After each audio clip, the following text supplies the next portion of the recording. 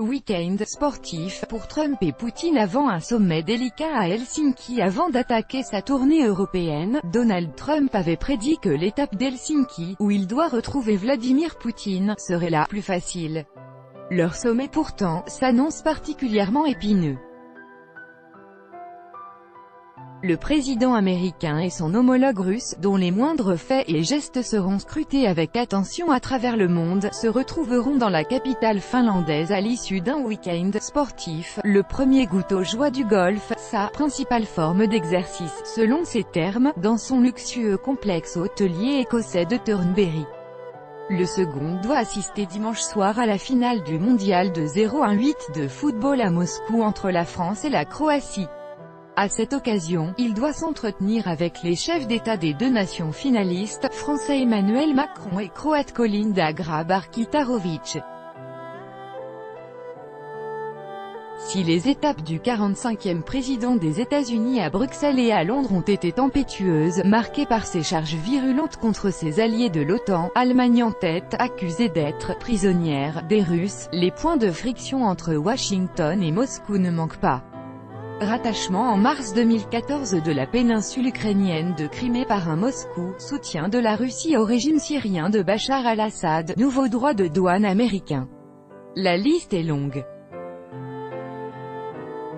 Le président russe Vladimir Poutine, et le président de la FIFA Gianni Infantino au théâtre du Bolchoï pour un concert de gala à la veille de la finale de la Coupe du monde de football, le 14 juillet 2018 à Moscou. Copyright Pool, Yurika Adobnov. Les deux présidents s'entretiendront d'abord en tête-à-tête avec leurs seuls interprètes au palais présidentiel, avant d'ouvrir la réunion à leurs délégations respectives pour un déjeuner de travail.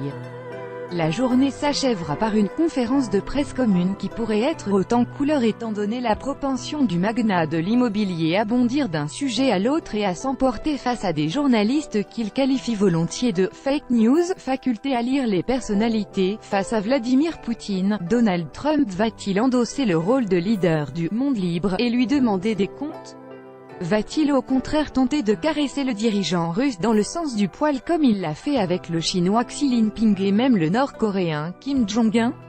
Un véhicule de police devant le palais présidentiel de Helsinki, le 14 juillet 2018 en Finlande, où les présidents américains Donald Trump et russe Vladimir Poutine doivent se rencontrer. Copyright AFP, Alessandro Rampazzo. Quelle sera la stratégie de l'homme fort du Kremlin? Poutine a démontré son incroyable faculté à lire les personnalités, analyse Alina Polyakova, de la Brookings Institution, c'est ce à quoi il a été formé, après tout, en tant qu'officier du renseignement et je pense qu'il est particulièrement doué pour détecter les faiblesses. Dans une lettre ouverte au président américain, une demi-douzaine de sénateurs démocrates l'ont exhorté à ne pas négocier seul à seul avec l'homme fort du Kremlin. Il doit y avoir d'autres Américains dans la pièce, ont-ils martelé, même si leur demande a peu de chances d'être entendue par le président septuagénaire.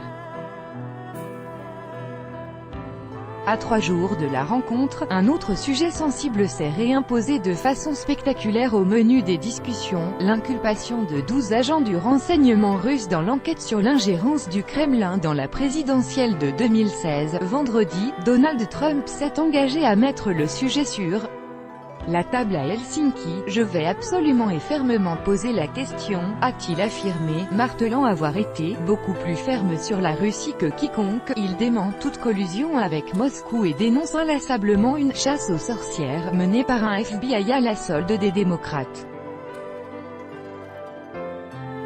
La Russie dément elle aussi toute ingérence, comme elle dément sa responsabilité dans l'empoisonnement au Novichok de l'ex-espion russe Sergei Skripal et de sa fille Yulia en mars à Salisbury, dans le sud-ouest de l'Angleterre. Tous deux y ont survécu mais une Britannique de 44 ans est décédée la semaine dernière dans la même région et une petite bouteille contenant l'agent innervant a été retrouvée au domicile de son compagnon. Si nous pouvons développer une relation avec M. Poutine, ce serait fantastique, va répétant Donald Trump. Pour Maria Lipman, une analyste politique indépendante basée à Moscou, la rencontre sera délicate car ce qui unit les deux hommes c'est en définitive que, ni l'un ni l'autre, n'est prêt à céder sous la pression. Tout droit de reproduction et de représentation réservé. Copyright 2018, Agence France Presse.